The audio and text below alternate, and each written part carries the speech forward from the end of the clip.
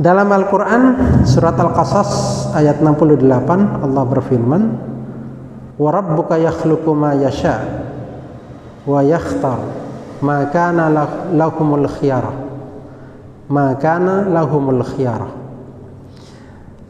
dan Tuhanmu itulah yang menciptakan apa yang Dia kehendaki. Jadi Allah lah yang menciptakan apa yang memang Allah kehendaki. Wa yakhtar, dan Allah juga yang memilih. Jadi apa yang memang ditakdirkan terhadap manusia itu adalah itu pilihan Allah. Pilihan Allah. Pilihan terbaik dari Allah.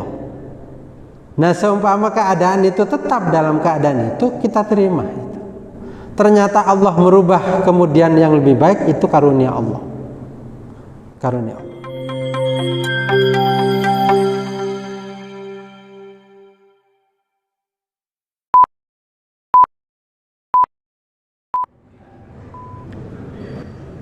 Assalamualaikum warahmatullahi wabarakatuh. Innal hamdalillah nahmaduhu wa nasta'inuhu wa nastaghfiruh wa na'udzu billahi min shururi anfusina wa sayyiati a'malina. May yahdihillahu fala mudilla lahu wa may yudlil fala hadiya lahu. Asyhadu an la ilaha illallah wa la syarika lahu wa asyhadu anna Muhammadan abduhu wa rasuluh. Allahumma shalli ala nabiyyina Muhammadin wa ala alihi wa sahbihi ajma'in. Amma ba'du. Jamaah rahmatullah, kita lanjutkan sekarang ke hikmah yang ke-19. Ini masih masuk dalam bab tentang keridaan seorang hamba atau tawakalnya seorang hamba terhadap apa yang Allah takdirkan, apa yang Allah tempatkan seseorang di tempat itu. Ibnu Athaillah mengatakan, la tatlub minhu ayyukhrijaka min halatin liyasta'milaka fi ma siwaha. La tatlub, janganlah engkau menuntut dari Allah ayyukhrijaka, untuk agar Allah mengeluarkan engkau dari satu keadaan. Jangan lalu menuntut agar Allah mengeluarkan engkau dari satu keadaan. Liyasta'milaka fi ma siwaha, agar untuk menempatkan Allah kepada kamu pada tempat yang lain. Artinya memindah dari satu keadaan kepada keadaan yang lain. Falau aradaka, seandainya Allah menginginkan, maka Allah akan mempekerjakan kamu atau menempatkan kamu di tempat itu min ghairi ikhraj, tanpa harus mengeluarkannya. Artinya begini, kalau Allah sudah menakdirkan seseorang pada satu keadaan, maka tidak usah lalu menuntut keadaan lain, artinya berpindah ke keadaan yang lain. Karena keadaan itu atau tempat yang Allah tempatkan itu sesuai dengan pilihannya Allah. Jadi yang memilih Allah, yang tahu tentang baik tidaknya itu Allah. Jadi jangan menuntut untuk agar Allah mengeluarkan seseorang dari satu keadaan berpindah kepada keadaan yang lain, sementara Allah menginginkan di situ. Sebab kalau Allah mau, artinya kalau Allah mau dengan keadaan yang seperti itu, Allah memberikan kelebihan-kelebihan dan kebaikan-kebaikan yang banyak tanpa harus berpindah dari keadaan yang lain. Contoh misalnya, ada ulama soleh yang lalu 20 tahun diberi penyakit oleh Allah, yang itu dia tidak bisa bangun, tidak juga bisa mandi sendiri, juga tidak bisa. Di situ dia diam, di situ dia kencing, di situ juga buang air besar. Tapi ketika dikunjungi temannya, lalu dia mengatakan temannya, sungguh kasihan kamu. Lalu setelah dibilang begitu, ya dia bantah, enggak usah begitu. Allah menempatkan di sini, ini sudah kebaikan. Dan saya sangat senang dengan keadaan ini, karena Allah memberikan karunia yang lebih.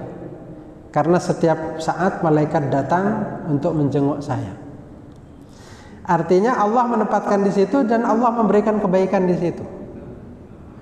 Jadi ada orang yang lalu diberikan satu keadaan tertentu dan itu sebenarnya kebaikan. Kebaikan Allah menempatkan di situ kebaikan.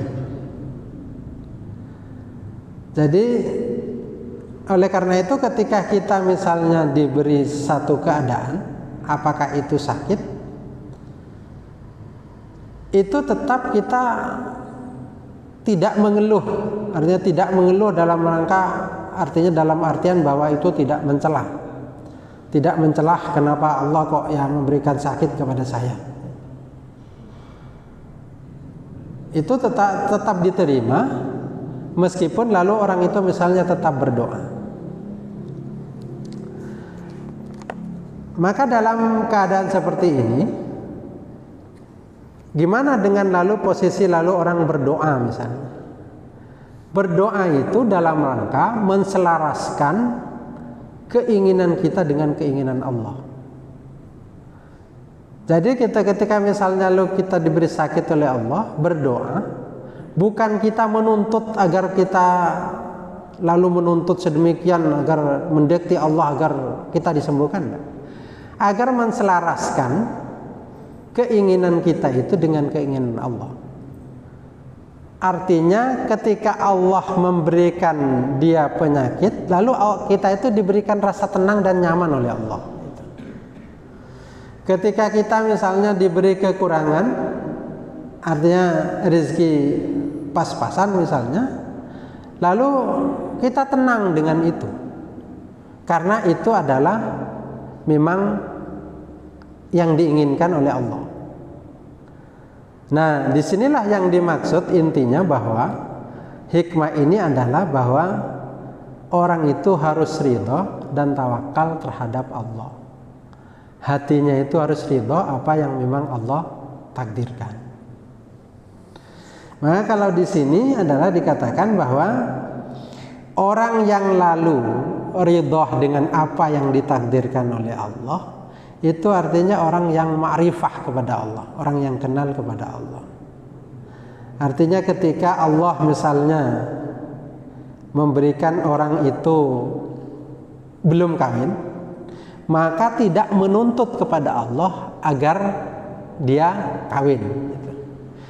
Ketika juga dia kawin, menikah, juga tidak menuntut kepada Allah untuk firak misalnya lalu berpisah. Artinya ketika seseorang misalnya lalu belum kawin, tidak ada ucapan, ya Allah kenapa engkau kok belum juga memberikan saya jodoh, kok orang-orang kok diberi kok enggak, saya enggak, padahal saya lebih dari orang itu. Enggak, tidak menuntut itu, diterima itu sebagai satu keadaan yang diberikan oleh Allah dan ridho terhadap apa yang ditakdirkan oleh Allah. Lain dengan lalu itu berubah atas kehendak Allah. Jadi ternyata setelah itu beberapa tahun kemudian lalu Allah memberikan jodoh dan dia kawin dengan jodohnya itu. Nah, itu keadaan yang memang Allah inginkan. Bukan dia memaksakan untuk menuntut keadaan itu berpindah atau berubah. Dalam Al-Quran surat Al-Qasas ayat 68 Allah berfirman, wa rabbuka yakhluqu ma yasha wa yakhtar ma kana lahumul khiyarah ma kana lahumul khiyarah. Dan Tuhanmu itulah yang menciptakan apa yang dia kehendaki. Jadi Allah lah yang menciptakan apa yang memang Allah kehendaki. Wa yakhtar, dan Allah juga yang memilih. Jadi apa yang memang ditakdirkan terhadap manusia itu adalah itu pilihan Allah. pilihan Allah, pilihan terbaik dari Allah. Nah, seumpama keadaan itu tetap dalam keadaan itu, kita terima itu. Ternyata Allah merubah kemudian yang lebih baik, itu karunia Allah. Karunia Allah. Lalu artinya kita tidak boleh menuntut apapun dengan alasan misalnya meskipun dalam kepentingan religiositas, kepentingan agama misalnya. Misalnya begini, seperti yang pernah diceritakan, saya ceritakan kembali. Jadi ada orang yang lalu husuk, jadi selalu ibadah. Dia hanya perlu 2 potong roti untuk hidup 1 hari 1 malam itu. Nah, ketika ibadahnya semakin husuk, lalu dia minta kepada Allah bahwa gimana kalau lalu tidak usah bekerja, jadi saya fokus terhadap ibadah. Artinya kan kepentingan agama. Fokus terhadap ibadah, tidak usah bekerja capek-capek. Jadi fokus hanya ibadah. Nah, ketika lalu itu yang didoakan, dituntut secara terus-menerus, maka Allah mengabulkan doanya. Doanya dikabulkan, lalu dia ditakdirkan ada kesalahan terhadap negara sehingga dia dipenjara akhirnya. Dan memang 2 potong roti itu selalu disediakan pagi dan siang oleh petugas penjara, dan dia tetap bisa beribadah.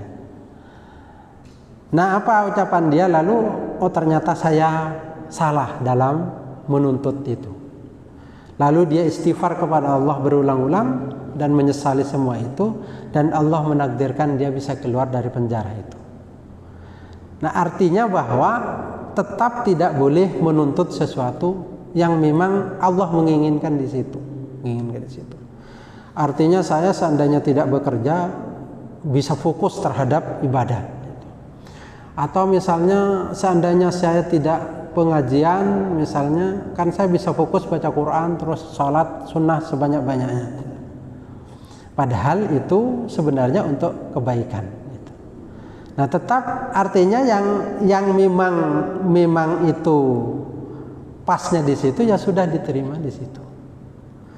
Jadi sama dengan ada seorang yang memang dikarunia ilmu oleh Allah, seorang ulama yang dikarunia ilmu oleh Allah, lalu dia mengajar terus. Suatu saat dia ada kenikmatan beribadah kepada Allah. Nah, ketika Allah memberikan kenikmatan itu, lalu dia kepingin lalu ibadat tok, sehingga muridnya ditinggalkan. Nah, itu tidak boleh dikerjakan. Perintah gurunya jangan melakukan itu. Karena kamu bisa dekat kepada Allah berkat itu. Berkat kamu mengajarkan ilmu terhadap murid-murid kamu. Nah, itu artinya bahwa apa yang memang Allah tempatkan seseorang pada keadaan tertentu, yang memang itu dikerjakan. Dalam ayat lain Allah berfirman, wa ma tasyaun illa ayyasha Allah. Apa yang kamu kehendaki itu nanti tidak ada kecuali kehendaknya Allah yang akhirnya menjadi penentu. Jadi kita berkehendak misalnya menginginkan sesuatu, tapi akhirnya juga kehendak Allah yang akhirnya jadi. Sebagaimana ketika Allah menyampaikan, mewahyukan kepada Nabi Daud, ya Daud turidu wa uridu. Ya Daud, kamu berkehendak dan saya berkehendak. Wala yakunu illa ma uridu. Tetapi akhirnya tidak ada yang akan keluar jadi pemenang kecuali kehendakku, kata Allah. Nah, tetapi ketika kamu menyerahkan kepada kehendakku, maka saya akan memberikan apa yang kamu inginkan. Tetapi kalau kamu menginginkan sesuatu yang saya tidak menginginkan, kata Allah, maka engkau akan dibuat susah, dibuat capek, dibuat lelah. Padahal akhirnya yang keluar sebagai pemenang adalah kehendaknya Allah, bukan kehendak kamu. Nah, artinya bahwa orang itu lalu berusaha untuk senang dengan apa yang memang Allah takdirkan. Tidak usah lalu menginginkan berpindah dari satu keadaan kepada keadaan lain, sementara keadaan yang lain itu tidak diinginkan oleh Allah. Lalu bagaimana keadaan yang bisa kita berpindah dari satu keadaan ke keadaan yang lain? Pertama adalah kalau keadaan itu tidak diridhai oleh Allah, nah, maka itu kita berpindah. Kita berdoa betul kepada Allah agar kita dipindahkan dari keadaan itu. Karena keadaan itu tidak diridhai oleh Allah. Begitu juga keadaan yang mencegah kita untuk bisa melakukan tugas-tugas keagamaan. Artinya perintah-perintah agama. Nah, misalnya keadaan yang lalu kita tidak bisa melakukan perintah-perintah agama. Nah, itu boleh meminta kepada Allah untuk berpindah. Atau misalnya keadaan yang mencegah kita tidak bisa beramal saleh. Jadi keadaan yang justru mencegah kita beramal saleh, sehingga kita tidak keadaan itu membuat kita tidak bisa beramal saleh. Nah, kalau tidak bisa berbuat amal saleh, nah kita minta pindah dari keadaan itu boleh itu. Artinya bukan menjadi larangan seperti yang tadi itu. Karena apa? Karena itu pertama tidak diridhai Allah, yang kedua kita terhambat untuk melaksanakan kewajiban-kewajiban agama, yang ketiga adalah kita tidak bisa melakukan amal-amal soleh. Nah, kalau seperti itu boleh kita pindah kepada keadaan yang lain, sehingga kita itu tidak lalu dalam kemaksiatan, Nah, kenapa kita itu dicegah untuk artinya tidak terima dengan apa yang memang Allah takdirkan, tetapi Allah menyuruh untuk kita tetap menerima yang Allah takdirkan? Karena kita itu adalah seorang hamba yang tentu seorang hamba itu adalah harus tunduk pada pilihan Allah dan tunduk kepada apa yang memang Allah atur. Seperti ayat tadi bahwa Allah yang menghendaki sesuatu, Allah juga yang memilih sesuatu itu terhadap kita. Nah, seorang hamba itu adalah mesti harus menerima pilihan Allah dan harus menerima apa yang memang diatur oleh Allah. Nah, keberadaan kita itu diatur oleh Allah.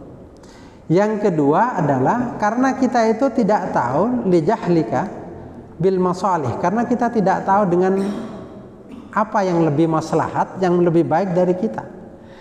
Kadang sesuatu yang kita pandang itu tidak enak, bukan kebaikan, itu ternyata akhirnya menjadi kebaikan. Dan Allah menginginkan kebaikan itu. Kadang sesuatu yang menurut kita baik, ternyata menurut Allah itu tidak baik.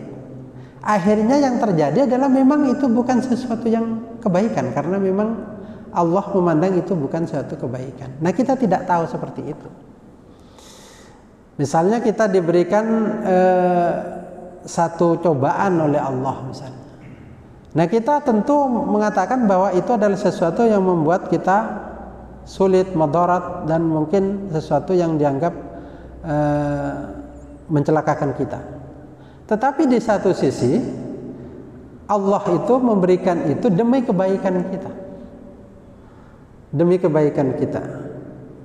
dan itu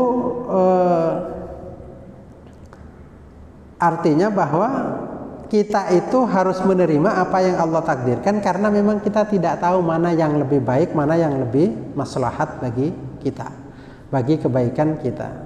Kadang kita tidak suka betul itu, ternyata itu adalah kebaikan kepada kita, Sehingga kalau di sini bahkan dikatakan orang yang arif billah, orang yang kenal kepada Allah itu, kalau Allah wa idza kana faqiran la yatamanna al-ghina. Ketika Allah menakdirkan dia jadi orang fakir, ya dia tidak menuntut kepada Allah menakdirkan dia menjadi orang kaya. Begitu juga ketika dia menjadi orang kaya, tidak menuntut kepada Allah agar dia dijadikan orang fakir. Jadi, artinya sama dengan seperti itu ketika Allah memberikan sehat, lalu tidak menuntut dia sakit.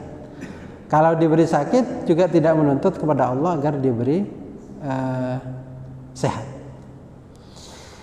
Artinya keluhan-keluhan, tuntutan keluhan-keluhan itu tidak ada. Artinya diterima. Perkara berdoa itu tidak lalu dikatakan dia melawan apa yang ditakdirkan oleh Allah, tetapi dalam rangka menselaraskan keinginan dia dengan keinginan Allah, sehingga kalaupun dia diberikan cobaan dia tetap menerima apa yang menjadi cobaan. Dalam Al-Quran itu doa Nabi Ayyub itu ketika sakit dia berdoa, wa ayyuba idh nadha rabbahu anni massaniyad durru wa anta arhamur rahimin.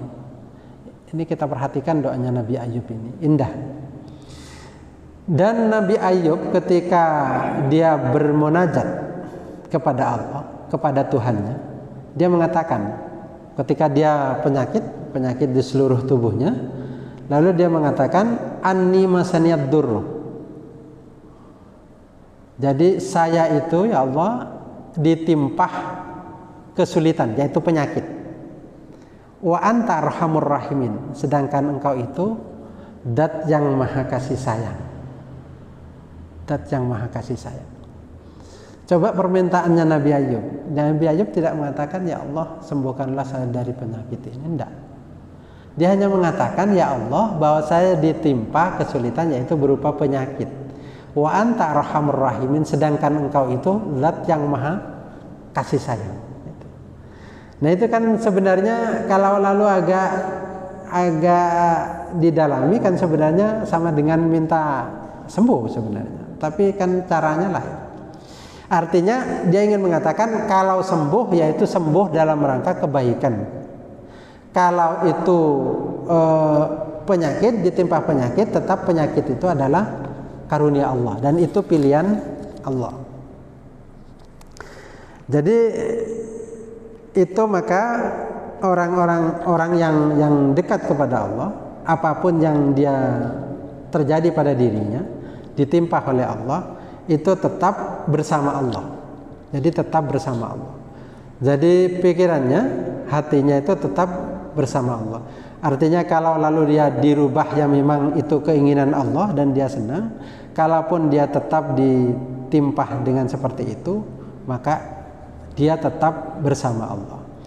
Maka yang diinginkan dari hikmah ini adalah kita harus ridha dan tawakal terhadap apa yang Allah tempatkan kita di situ. Jadi Allah menempatkan pada keadaan itu ya kita terima. Kita tidak lalu menuntut keluar daripada itu. Dan ini membuktikan bahwa kita itu betul-betul seorang hamba ya, seorang hamba yang artinya menerima apa yang Allah takdirkan. Jadi ada seorang misalnya seperti Suhail bin Abdullah, itu dia satu sisi dia disibukkan ketika dia sibuk berzikir, misalnya disibukkan hatinya dengan zikir, maka ada tugas-tugas yang lalu dilalaikan. Ketika dia sibuk dengan tugas-tugasnya, maka zikirnya itu lalu lalai. Lalu dia berdoa kepada Allah. Ternyata ketika dia berdoa kepada Allah, Allah itu menggabungkan kedua-duanya. Ya ketika dia bertugas, ya tetap ingat kepada Allah. Ya ketika dia ingat kepada Allah, tidak melalaikan tugasnya. Jadi kedua-duanya diperoleh. Nah artinya ini, jadi orang itu ketika misalnya bekerja untuk kepentingan dunia, tidak harus melalaikan Allah. Tidak harus melalaikan Allah.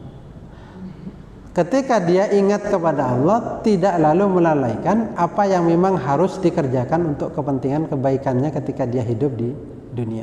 Jadi kedua-duanya itu dilakukan. Inilah makanya pentingnya bahwa ada seorang ulama itu tidak pernah lepas dari salat hajat. Salat hajat. Bukan karena dia menghajatkan sesuatu, enggak. Karena dia ingin bahwa apa yang dia kerjakan memang itu adalah karena memang keinginannya Allah. Memang itu yang diperintahkan oleh Allah, dan memang itu yang ditempatkan oleh Allah, sehingga dia selalu dalam setiap hari itu lalu salat hajat itu tidak pernah lepas, dia tidak pernah salat hajat. Bahkan ada ulama yang tidak lepas dari salat istikharah, jadi setiap hari dia istikharah. Jadi apapun yang dia kerjakan ingin itu pilihannya Allah, pilihannya Allah. Dan orang yang salat hajat ini, dia kalau setiap hari itu ingin bahwa apapun yang dia kerjakan itu bentuk hajatnya, bahwa dibutuhnya dia kepada Allah, bahwa dia fakir, tidak bisa berbuat apa-apa, semuanya itu tergantung pada kehendak Allah, sehingga dia ingin bahwa apa yang dia kerjakan adalah semata-mata karena memang itu perintah Allah, sesuatu yang memang Allah tempatkan, dan itu adalah kebaikan. Sehingga intinya bahwa kita adalah menyerah kepada Allah, pasrah kepada Allah, ridha kepada Allah, karena Allah itu adalah yang menetapkan sesuatu, menghendaki sesuatu, dan Allah juga yang memilih sesuatu itu menjadi kebaikan terhadap kita. Barangkali itu ada yang ingin disampaikan.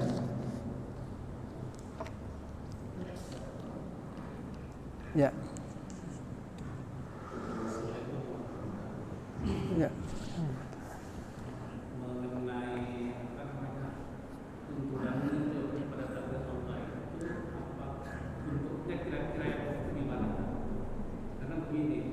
Ulang.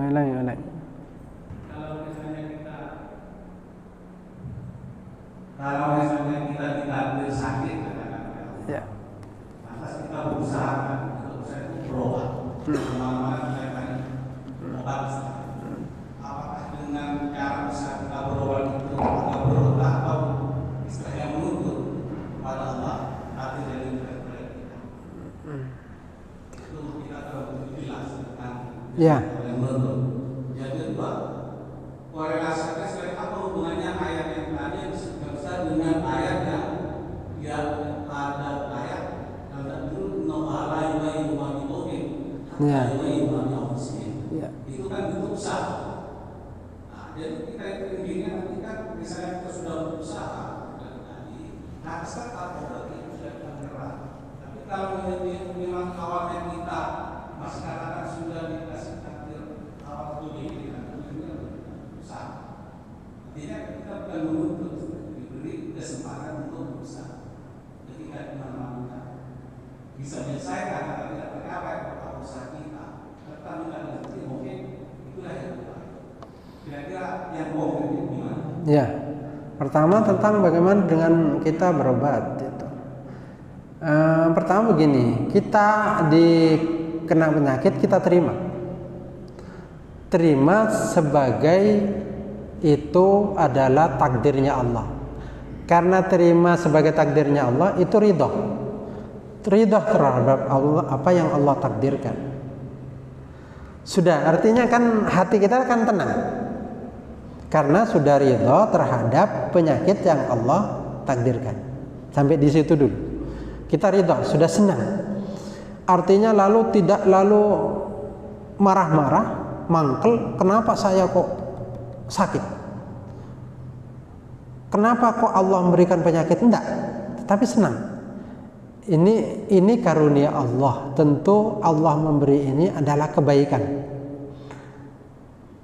Dan pasti ini adalah sesuatu yang Allah takdirkan untuk saya demi kebaikan saya di dunia dan di akhirat.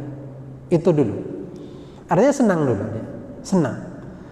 Setelah itu sudah senang, dia lalu mengikuti perintah Allah, perintah Allah dan Rasulnya bahwa orang sakit ya berobat. Kalaupun berobat ada yang sukses, ada yang gagal. Ada orang yang sakit penyakit yang sama-sama kanker, satunya meninggal, satunya sembuh. Nah, ketika dia berobat tetap dia katakan bahwa tetap dia lalu berdoa kepada Allah, berdoa dalam artian bahwa ingin menselaraskan, kalaupun dia sembuh, ya sembuh karena memang Allah menginginkan kebaikan dari sembuh itu. Kalau ya tetap sakit, berarti memang Allah memang menginginkan dia tetap dalam posisi keadaan sakit. Kan hatinya tetap tenang akhirnya, senang kepada Allah, kan tidak berubah ini. Dia berobat karena memang disuruh berobat. Rasulullah menyuruh kalau orang sakit ya berobat, itu disuruh. Tetapi tetap dia menganggap kalaupun saya sembuh itu memang keinginannya Allah, bukan juga karena obat itu, karena keinginannya Allah. Nah, dalam kondisi seperti ini kan tetap pasrah kepada Allah. Kalaupun ditempatkan sakit ya terima, kalaupun dipindah ya dipindah karena Allah juga, bukan dia sendiri. Dipindah karena Allah, karena dia sudah memasrahkan dirinya kepada Allah. Sama dengan Nabi Ayub tadi. Nabi Ayub kan tidak meminta, kan cuma mengatakan begini, Anni masaniyad durru wa anta arhamur rahimin. Ya Allah, saya ini ditimpa kesulitan, yaitu penyakit. Ad-durru itu tidak persis artinya penyakit, yaitu sesuatu yang sulit, itu ad-durr. Jadi madarat, sesuatu yang madarat. Nah, itu saya ditimpa kesulitan. Wa anta arhamur rahimin, engkau maha kasih sayang. Artinya kan Nabi Ayub ingin mengatakan begini, kalau ya sembuh itu semata-mata karena kasih sayang engkau, kalaupun saya tetap sakit itu semata-mata tetap kasih sayang engkau. Jadi tetap itu tidak lalu merubah bahwa dia menuntut, enggak, tetap memasrahkan kepada Allah. Saya berobat tetap pasrah kepada Allah. Berarti kalau saya tetap sakit, berarti akhirnya misalnya orang itu sakit dan akhirnya meninggal, ya memang sudah takdirnya Allah. Kalau dia sembuh akhirnya dibangkit, yaitu memang kehendak Allah. Sama-sama senang dia, tidak berubah.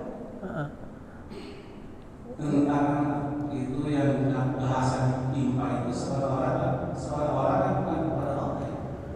Gimana? Itu kan berarti kan membuka yang ditimpa itu, ya Allah saya ditimpa. Seorang bukan Allah yang memberikan penyakit, orang lain yang akan. Seandainya misalnya ya Allah saya uji atau dikasih lebih bagus. Kalau ditimpa itu memang tidak. Ya, kalau mau dibahasakan halus ya sudah. Itu berarti itu kan ujian sebenarnya. Itu kan bahasa, artinya kita membahasakan, menerjemah itu kan agak kesulitan, kan mudah dicerna kalau dengan pakai bahasa itu. Misalnya ya Allah saya diuji dengan penyakit, misalnya ya sudah, nggak apa-apa terjemah seperti itu. Tapi itu kedalaman bahasa. Artinya kan ditimpah itu ya, masa itu kan disentuh sebenarnya, menyentuh ya. Jadi sesuatu yang menimpah dia penyakit. Bukan dia tidak terima, ya Allah saya ini kena kesulitan, yaitu kena penyakit itu. Anta arhamur rahimin, engkau itu maha kasih sayang. Kalau saya sembuh ya berarti sembuh karena kasih sayang engkau. Kalaupun saya tetap sakit ya sakit itu kasih sayangnya engkau. Ya sama saja. Artinya kan tidak berubah, hatinya tidak berubah. Itu yang penting, ridhonya itu pentingnya itu. Kalau ini berubah lalu sembuh, ya itu sudah karunia Allah. Sudah karunia Allah. Hatinya itu loh, senangnya kepada Allah tidak berubah. Ya tetap sakit ya senang, ya sembuh ya senang kepada Allah. Tetap berubah, itu yang penting, ridhonya itu tadi. Ya. Yang kedua tentang usaha dan kita ridha dengan apa yang Allah tentukan. Allah menempatkan kita dalam satu kondisi, dalam satu keadaan, kita terima itu dan kita ridha. Lalu apakah kita tidak boleh berusaha? Sudah, lakukan apa yang baik, asalkan tidak bertentangan dengan agama, silahkan dilakukan. Tetapi lalu jangan mengatakan bahwa saya kok berusaha ya Allah, saya kok tidak diberi. Kok tidak diberi? Nah, itu namanya menuntut. Artinya sesuatu yang harus dikerjakan harus diterima.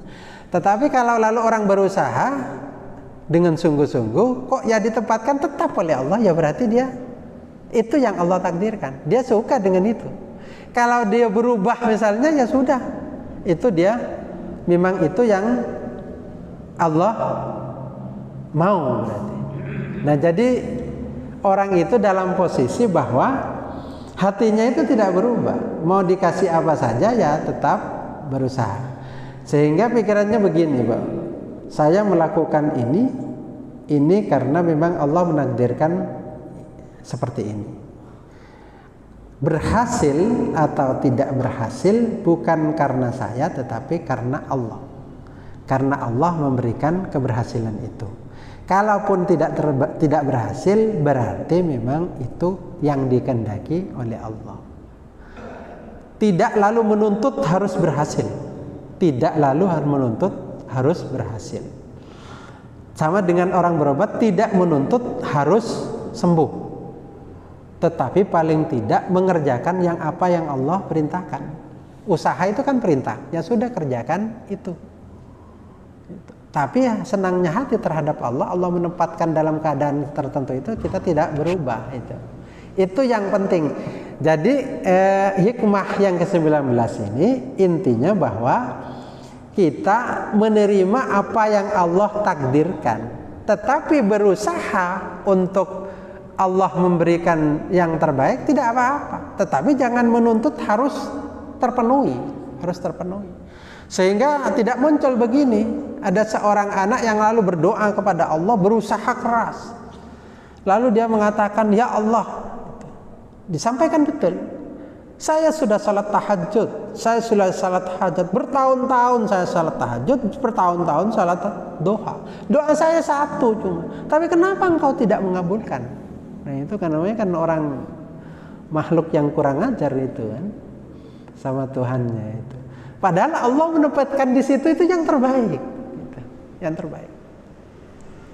Ada seorang yang pinter ya, inter.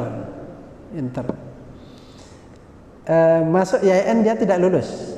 Padahal tes YN itu mudah, tidak lulus. Kena akhirnya di perguruan tinggi swasta.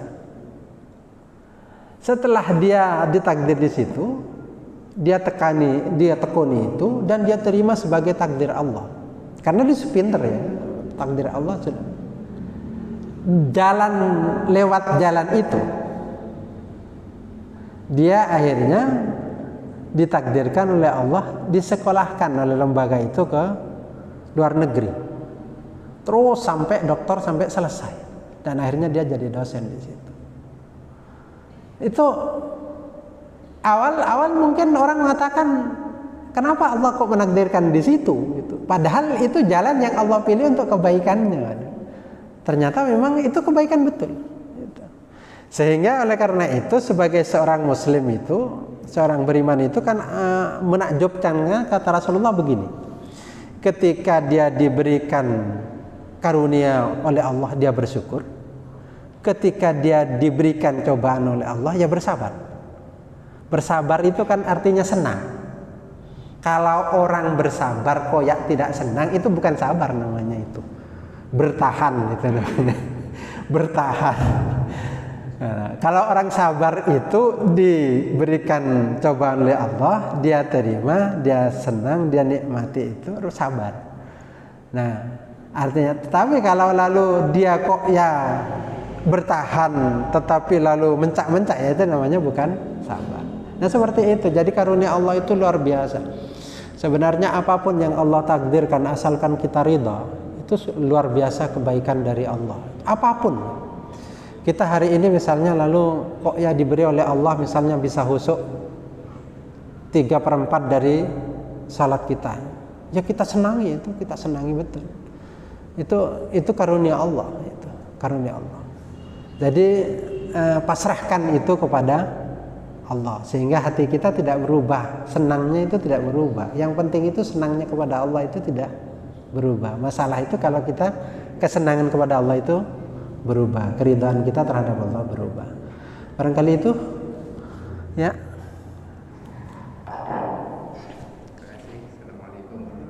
Assalamualaikum. Menyambung dari pertanyaan tadi, Ya. tentang usaha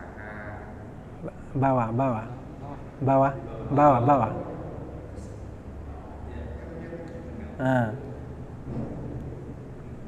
Untuk pertanyaan yang pertama tadi bukan mengaitkan antara ikhtiar dengan takdir Allah.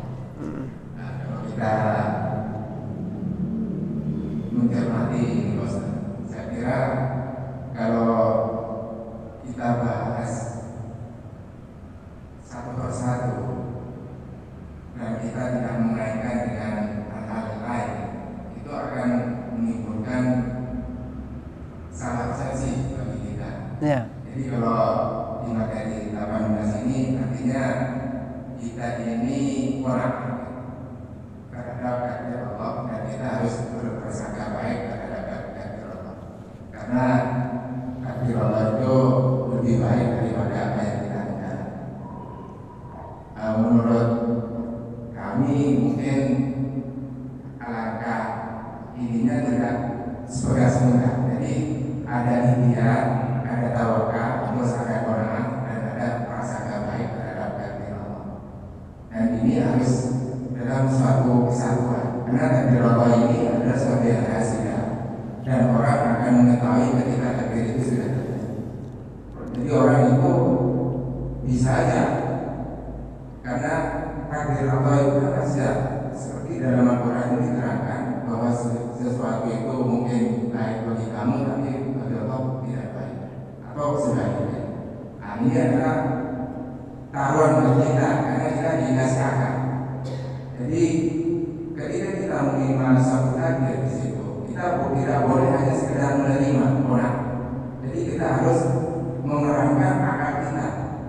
Ketika menurut akal kita itu ini kok kurang cocok, bukannya kita ini nggak boleh menurut kami ini Mas. Iya.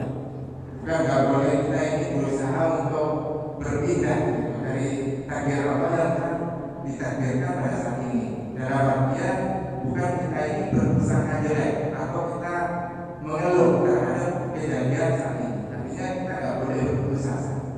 Jadi menurut kami antara ikhtiar, tawakal, qanaah dan prasangka baik itu harus ada pada diri seorang dalam menyikapi bab yang 18 ini. Terima kasih. Ya.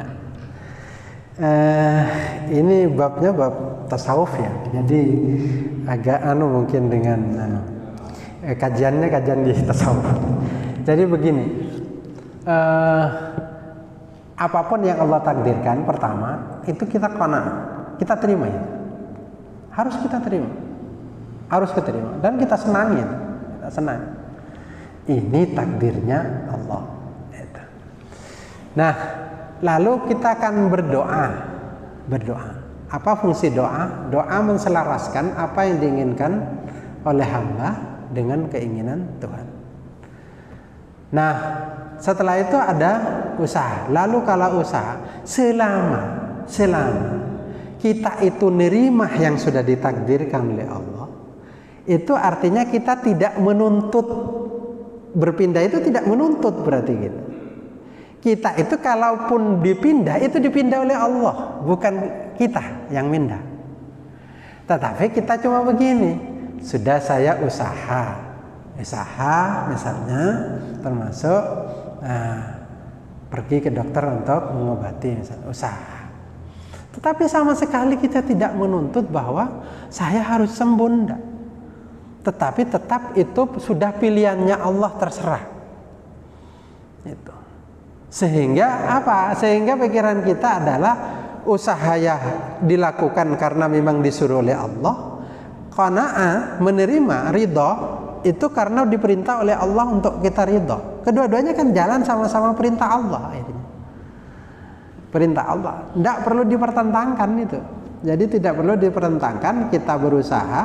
Nah, berbeda dengan begini, orang itu menuntut untuk sesuatu itu berubah dari keadaan satu kepada keadaan yang lain.